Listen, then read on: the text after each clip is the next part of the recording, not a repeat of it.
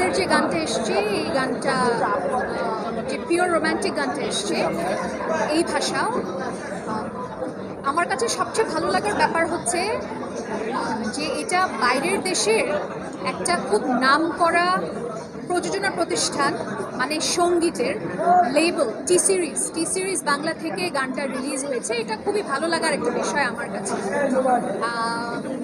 কারণ বাংলাদেশের একটা গান এইভাবে, বাংলাদেশের ফিল্মের একটা গান এইভাবে যাচ্ছে ভিনদেশি একটা নাম করা লেভেলে, এটা অনেক সুন্দর একটি ব্যাপার আমার কাছে মনে হয়েছে। আর শাকিব ভাইয়ের ফিল্মের গানের ক্ষেত্রে যেটা হয় যে ওখানে অবশ্যই গানটা খুবই ইম্পর্টেন্ট। একটা সুন্দর গান থাকা মানে সেই ফিল্মের প্রচারের জন্য অনেক ভালো লাগা, কিন্তু শাকিব ভাই ব্যাপারটাই আসলে এত বড় একটা ব্যাপার হয়ে গেছে, এখন এত ম্যাসিভ একটা গ্লোবাল ব্যাপার হয়ে গেছে যে শাকিব ভাই যে গানটায় বা যে কাজটায় আছে সেই কাজটাই দর্শকের কাছে অনেক সুন্দর করে গ্রহণ হয় এবং সারা বিশ্বে সুন্দরভাবে ছড়িয়ে যায়। তো এটা একজন শিল্পী হিসেবে অনেক ভালো লাগার এবং অনেক আনন্দের। দরদের গান দরদের মতন করেই সারা বিশ্বে ছড়িয়ে যাবে এবং যত বাঙালি এবং অবাঙালি আছে সবার হৃদয়ে ছুঁয়ে যাবে দরদের গান, কারণ গানের তো আসলে ল্যাঙ্গুয়েজ কোনো বাধা না, তো গানটা সবার মধ্যেই ছড়িয়ে যাবে। ইতিমধ্যে আমি দেখেছি ইউটিউবে এই বাংলাটাও মানে জিসমে মে তেরে তো হিন্দিটা, বাংলাটা যে এই ভাষাও গানটারও অনেকগুলো রিয়াকশন হয়েছে।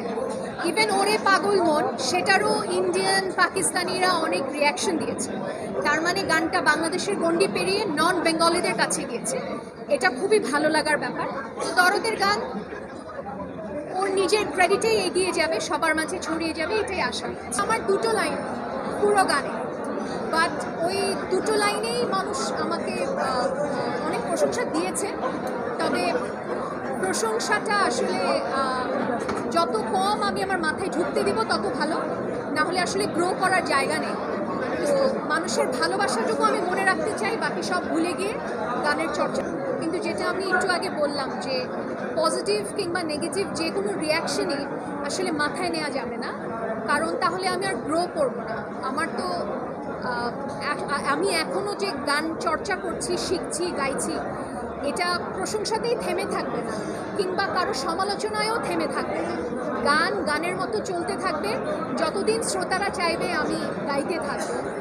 আমি যতদিন মনে করি আমি গাইতে চাই আমি ততদিন গাইতে থাকবো। তো প্রশংসাটা তো আমি অবশ্যই নিচ্ছি, এখানেও পাচ্ছি। তবে আমার মনে হয় যে এই ভাষাও গানটি বা জিসমে মে তেরি হিন্দি এবং বাংলা দুটোই মানুষ ভীষণ পছন্দ করেছে। শাকিব ভাই এবং সোনাল চৌহানের যে কেমিস্ট্রিটা দারুণ মনে হয়েছে আমার কাছে, মানে ভিজুয়ালাইজেশনও দারুণ লেগেছে। বাকি গানগুলোর অপেক্ষা করছি এবং 15 তারিখে দরদ দেখার অপেক্ষা করছি।